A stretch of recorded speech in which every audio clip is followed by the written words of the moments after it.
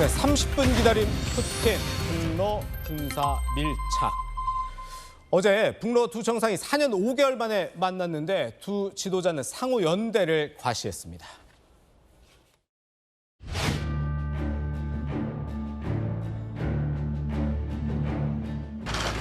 Да. Здравствуйте, привет.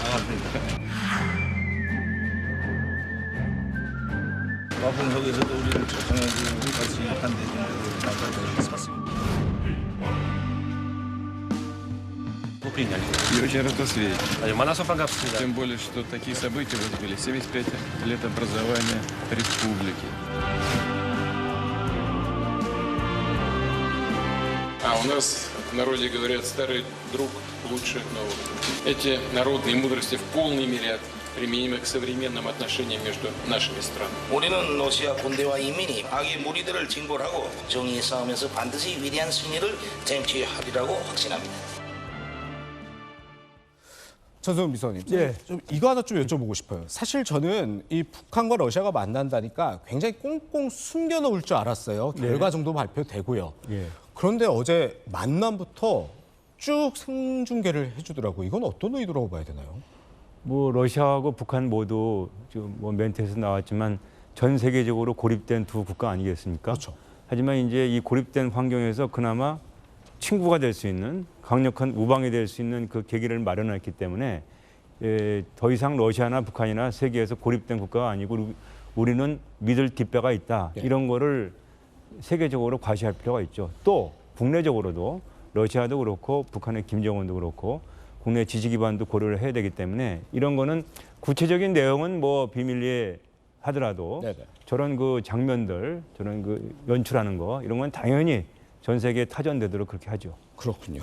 이제 저희가 어제 있었던 북러 정상회담의 아주 주요 장면들을 하나씩 짚어볼 텐데 일단 이번 회담에서 김여정 부부장, 그 김정은 위원장의 동생이죠. 동행 여부 참 불투명했는데 보시는 것처럼 보스턴위치 우주기지에서 방명록을 쓰는 김 위원장 옆에서 있는 김 부부장의 모습 포착되기도 했습니다. 옆에서 이제 밀착 수행하는 모습인데 그렇다면 저 방명록에 김정은 위원장 어떤 내용을 썼을까도 궁금할 텐데요. 내용은 첫 우주 정복자들을 낳은 러시아의 영광은 불멸할 것이다. 물론 표현을 러시아라고 했는데 제가 한국식으로 발음을 한 건데요. 이렇게 러시아의 우주 기술을 추켜 세우면서 기술을 제공받고 싶다는 의지를 드러낸 거라고 볼 수 있겠습니다. 푸틴 대통령 역시 적극 화답을 했습니다. 네, 지금 보시는 것처럼 그래서 우리가 이곳에 온 것이다. 바로 우주기지에 당신을 데리고 온 이유다. 이렇게 얘기를 했고 김정은 위원장 제국주의에 맞서 싸울 것이다. 저거는 뭐 우크라이나 전쟁에 대한 얘기라고 볼 수 있을 텐데 전성훈 비서관님. 네. 일단 뭐 하여튼 아까 이런 보여주는 것도 보여주는 거지만 가장 중요한 거는 저 두 사람이 도대체 무슨 얘기를 나눴을까? 네. 무슨 거래를 했을까거든요. 그 일단 저 김정은이 방명록에 쓴 저 말은 맞는 말입니다. 네. 그 지구상에서 우주 시대를 연 나라는 러시아고요. 그렇죠. 1957년도 10월 달에 그 스푸트닉 위성을 처음으로 올려놓으면서 네. 그 우주 시대를 열었습니다. 그러니까 그 우주 시대를 연 러시아의 자부심과 기술이 집약된 곳이 바로 저 우주 발사 기지고요. 네네. 저쪽에 가서 직접 김정은과 푸틴이 만난 거는 일단은 가장 먼저 푸틴도 얘기를 했지만 위성 발사에 관심을 가지고 있는 김정은의 그 관심을 충족시켜주기 위해서 앞으로 위성 관련된 협력을 하겠다. 네네. 이 얘기를 했죠. 아시다시피 지금 올해 김정은이 위성 발사 2번 실패하지 않았습니까? 그렇죠. 뭐 세 번째는 저는 10월 달에 곧 한다고 했으니 네. 크게 무리 없이 성공은 하겠지만 문제는 그 우주에 올려놓는 그 위성의 해상도랄까 첨단화 이게 문제가 되지 않겠습니까? 지금. 그렇죠. 그래서 그런 부분에서 또 보다 안정적으로 위성을 하나 올려놓는다고 해서 그거 다 되는 것이 아니고 예. 적어도 여러 개의 위성을 다각도로 놔야지 전체적으로 이제 그 위성의 위력을 발휘할 수 있기 때문에 네네. 그런 차원에서 일단은 위성 협력이 우주 발사를 통한 위성 협력이 북한과 러시아 간에 상당히 가속화될 것이다. 이렇게 생각이 됩니다. 그렇군요. 우리 김근식 전 실장님도 사실 이 국제정치 북한 전문가시잖아요. 예. 근데 이게 방금 우리 그 전성훈 비서관님께서 말씀해 정찰 위성 얘기를 해줬는데 물론 이것도 국제사에서 굉장히 관심이 큰 사안인데 사실 미국 등 서방 입장에서는 김정은 위원장이 제국주의에 맞서 싸우겠다. 그러니까 우크라이나 전쟁 지지한다 이런 표현하는 거에 더 관심이 많을 것 같거든요. 그렇죠. 무기를 지원할 수가 있잖아요. 서로 간에 지금 무기를 필요로 하는 분야가 있지 않습니까? 네네. 그러니까 러시아는 지금 오랫동안 우크라이나 전쟁이 장기화되면서 그렇죠. 국내적으로 포탄이라든지 무기가 자체가 지금 굉장히 고갈돼 있기 때문에 그게 필요하고 재래식 전력의 무기 공급이 좀 부족한 상황이고 김정은 같은 경우는 저 관련돼서 우주 정찰 위성에 대한 관심이 높을 수밖에 없는 게 2021년 1월 달에 8차 노동당대회를 엽니다. 그 네네. 8차 노동당대회에서 국방력 발전 5대 과업을 제시를 해요. 네. 그 5대 과업에 따라서 지금 계속 여러 가지 실험 발사 그다음에 미사일 쏘거든요. 그래서 네네. 뭐 SLBM이라든지 크루즈 미사일이라든지 이런 걸 계속 발전을 시켜왔는데 그 5대 과업 중에 하나가 바로 정찰 위성의 성공이 있습니다. 그렇죠. 예. 근데 그 정찰 위성을 지금 2번이나 쐈습니다만 다 실패하지 않았습니까? 그렇죠. 북한 스스로도 실패를 자인했고 네네. 그렇기 때문에 아니 8차 당대회에서 제시했던 5대 과업이 5년 안에 더 전부 성과를 내야 되는데 네. 정찰 위성에서 계속 문턱에서 좌절되고 있는 거예요. 그러니까 네. 드디어 러시아에 가서 아까 우리 전성훈 원장님 말씀하신 것처럼 우주 산업 기술에서 러시아가 나름대로 힘이 있기 때문에 저기에 가서 상징적으로 정찰 위성 성공을 위한 기술적 또는 또 이전을 좀 받겠다. 네. 아마 그런 의도가 굉장히 강하고 그러다 보니까 공짜가 어디 있겠어요? 예. 줘야 되니까 또 무기라든지 탄약이라든지 이런 대포 같은 것을 러시아에 주려면 제국주의와 싸운다고 하는 저런 명분들을 좀 이야기하는 거죠. 그러나 우리 시청자분들 다 알고 세계 여러 시민들이 다 알지만 지금 제국주의 이야기하면 얼마나 험악한 이야기입니까? 네.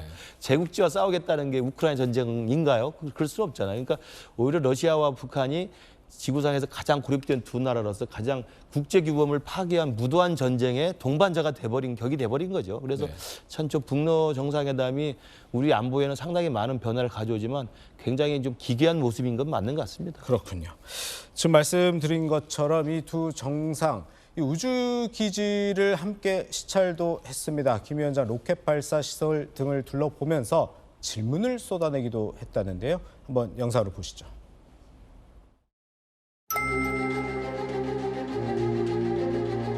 이 혁신적인 기술로 만든 관리탑입니다. 다른 데에 없습니다. 이게 뭐 하얀 수사기들 이 운발소에서 발사할 수 있는 발사 수준이 보조 포함해서 8m네. Да, это все вместе в собранном виде, вот в таком виде 8 метров в диаметре. 우주 강국의 심장과도 같은 이 발사장에서 그 성공의 기회를 마련했고 우주 강국의 현 주소와 감락에 대해서 우리가 더 깊이 이해할 수 있는 그런 기회를 주신 데 대해서 영광을 생각합니다. 전성훈 전 비서. 네. 사실 그 북한은 뭐 당연한 것 같고 러시아의 뭐 대통령실 개념이 크렘린궁 같은 경우에 그래서 무기 거래를 우리가 했습니다 이렇게 얘기하는 당연히 안 하고 있는데 네. 근데 저 장면만 봐도 유엔 안보리 결의 위반 대놓고 하고 있다고 봐야 되는 거 아닌가요?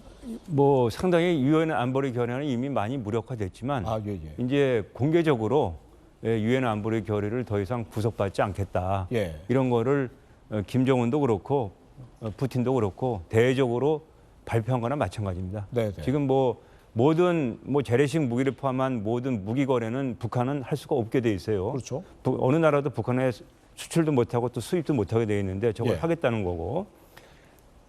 이번에 그 두 사람 얘기를 나눈 거 보면 상당히 자극적인 용어들이 많습니다. 네. 서방 세계를 제국주의다, 악이다 이렇게 표현하는 등 네. 이런 얘기는 사실 김정은이 이번에 3박 4일 2,700km를 달려가지고 푸틴 저렇게 만난 거는 네. 나름대로 큰 수를 둔 겁니다. 예. 그 5년 전에 트럼프 만나서 하나회에서 하려던 그 큰 수가 실패했죠. 예. 다시 한번 두는 겁니다. 이번에는 러시아를 상대로. 네. 그래서 지금 중국도 아니고 미국도 아니고 일단 러시아를 잡고서 북한이 원하는 것을 얻어내겠다는 생각을 가지고 큰 계획을 가지고 지금 이 판이 진행이 되고 있어요. 네네. 이거는 어제도 말씀드렸지만 상당히 앞으로 그 동북아 정세에 장기적으로 굉장히 중요한 영향을 미칠 큰 사건입니다. 그렇군요.